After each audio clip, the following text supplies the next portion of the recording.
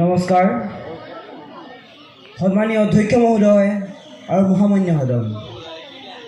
আজিৰ তৰ্ক প্ৰতিযোগিতাৰ মূল বিষয়টো হৈছে যে বিজ্ঞান আৰু প্ৰযুক্তিবিদ্যাৰ প্ৰসাৰতাই প্ৰাকৃতিক ভাৰসাম্য নষ্ট কৰিছে,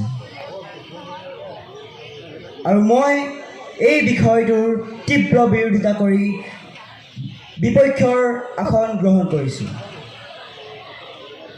আমাৰ বিৰোধী দলে কৈছে যে বিজ্ঞান প্ৰযুক্তিবিদ্যাই আমাৰ প্ৰাকৃতিক ভাৰসাম্য নষ্ট কৰিছে, কিন্তু আমি এই কথা পাহৰা উচিত নহয় যে এই বিজ্ঞান আৰু প্ৰযুক্তিবিদ্যাই আমাক উন্নতিৰ উচ্চ শিখৰলৈ উপনীত কৰিবলৈ সক্ষম কৰাইছে।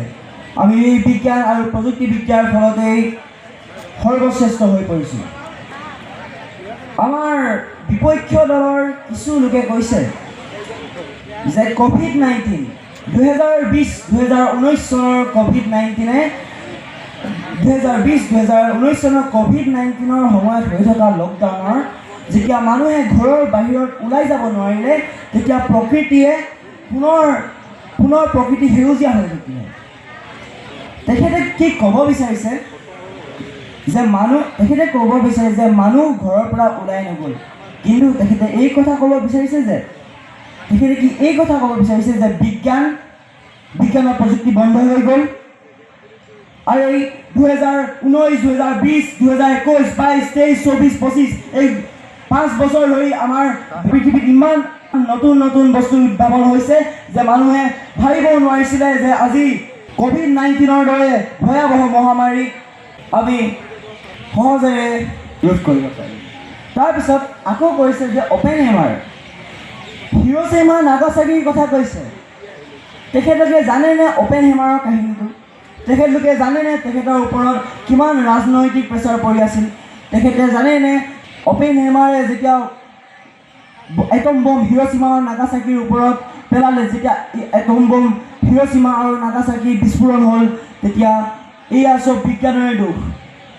আৰু এই গোটেই তৰ্ক প্ৰতিযোগিতাৰ আৰম্ভণিৰ পৰা মোৰ এনেকুৱা লাগিছে যেন তেওঁলোকে গোটেইবোৰ দুখ বিজ্ঞানৰ ওপৰতে দি দিব বিচাৰিছে। তেওঁলোকৰ ভিতৰত এজনে কৈছে যে আমি বিপক্ষ দলে আমাৰ নিজৰ সকলো দুখ ভগৱানৰ ওপৰত দি দিব খুজিছোঁ, কিন্তু তেখেতে এই কথা মন নকৰিলে যে তেখেতে এই মানুহৰ দুখবোৰ বিজ্ঞানৰ ওপৰত দি দিব খুজিছে। এজনে কৈছে যে ফোন টাৱাৰৰ কাৰণে চৰাই চিৰিকটিৰ মৃত্যু হৈছে। তেওঁলোকে চাগে নাজানে যে পৰহি অৰ্থাৎ 24 December 2025 blue bird block 2 satellite launch কৰা হৈছিল ইছৰোৰ দ্বাৰা, যিয়ে লোৱাৰ আৰ্থ অৰ্বিটত ঘূৰি সমগ্ৰ বিশ্বতে নেটৱৰ্কৰ ছাপ্লাই দিয়ে। তাৰপিছত এজন সন্মানীয় সপক্ষ দলৰ সদস্যই কৈছে যে বিজ্ঞান নতুনকৈ আহিছে।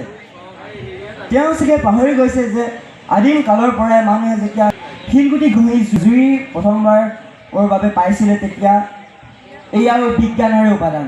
তেওঁ চাগে পাহৰি গৈছে যে আজি তেওঁ যিখন বাহনেৰে আহিছে ইয়ালৈ, সেইখনো বিজ্ঞানৰে উপাদান। कर्मयेव अधिकरण मा फुलेषु कदाचन, অৰ্থাৎ কোনো এটা বস্তু নিজেই ভাল বা বেয়া নহয়, আমি নিজেই সেই বস্তুটোৰ ভাল নে বেয়া সেই কথা উল্লেখ কৰোঁ। আৰু এই সমূহ বক্তব্যৰ দ্বাৰা মই মোৰ প্ৰদৰ্শনী সামৰিব বিচাৰিছোঁ। ধন্যবাদ।